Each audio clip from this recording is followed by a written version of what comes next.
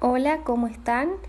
Este primer audio tiene la intención de empezar a compartir con ustedes un PowerPoint que intenta recuperar el trabajo que realizamos la semana pasada con el texto de Bauman y completarlo de algún modo esta semana abordando aquellos aspectos que nos habían quedado pendientes. El texto de Zygmunt Bauman se llama Pensando sociológicamente. Ahí tienen una de las tapas de la versión de este libro. Bien, en la clase pasada intentábamos recorrer la primera parte de esta introducción en donde Bauman se preocupa por mostrar qué es la sociología y lo intenta hacer explicando qué distingue a las sociologías de otros campos de conocimiento.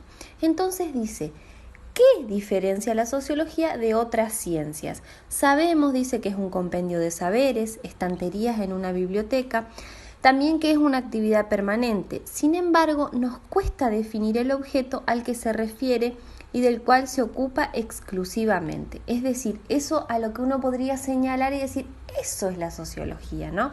No es una respuesta tan fácil en este campo. Sin embargo, se anima y empieza a plantear por dónde puede estar esa respuesta. Bien, en otras palabras, lo que quiere buscar es que hay en ellos los saberes que los hace claramente sociológicos y qué es lo que los hace diferentes de otros cuerpos de conocimientos y de otras prácticas de producción y utilización del conocimiento. Bien, comienza a buscar esa respuesta y dice, como las ciencias más cercanas se ocupa de el mundo hecho por el hombre, ¿sí?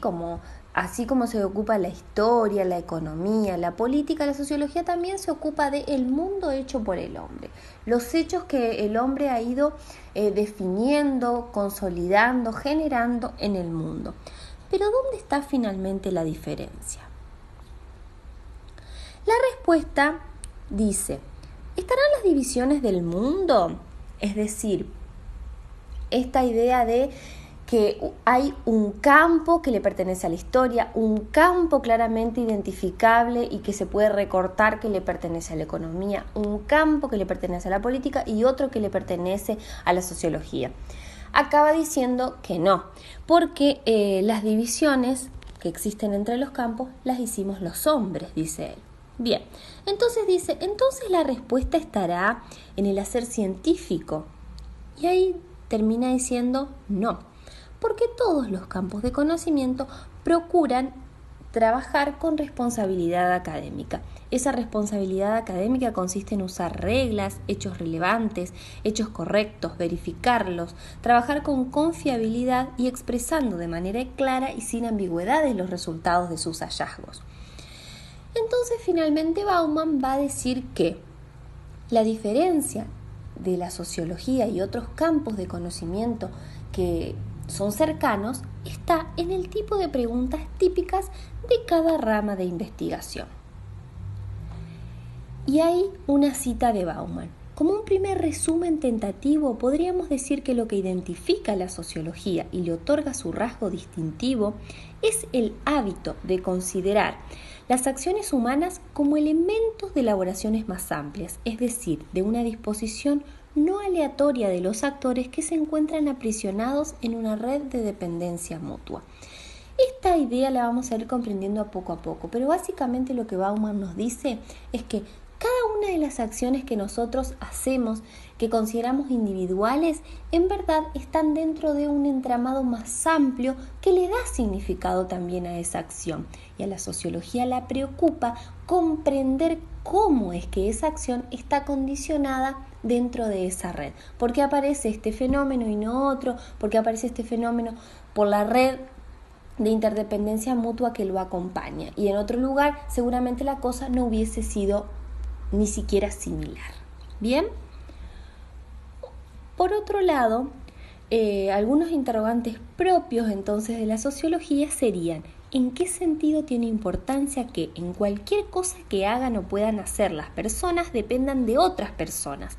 ¿En qué sentido tiene importancia que vivan siempre y no pueden evitarlo en compañía de, en comunicación, en intercambio, en competencia, en cooperación con otros seres humanos?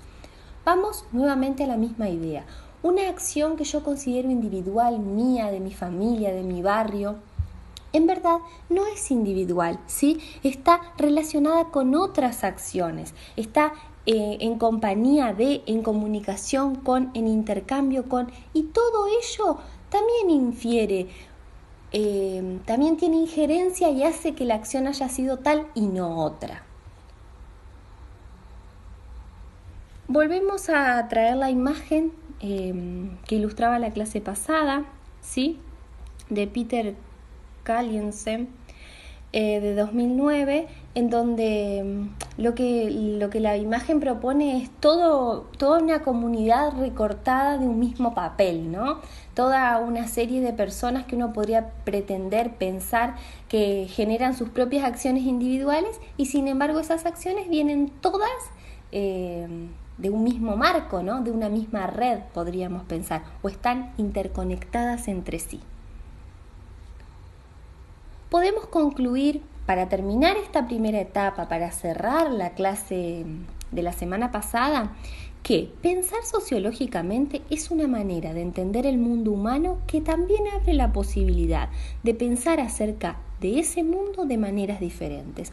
Y de este modo pasamos a la clase de hoy, que tiene la intención de que podamos distinguir o diferenciar la forma de pensar el mundo que nos ofrece la sociología de la forma de pensar el mundo que tiene el sentido común.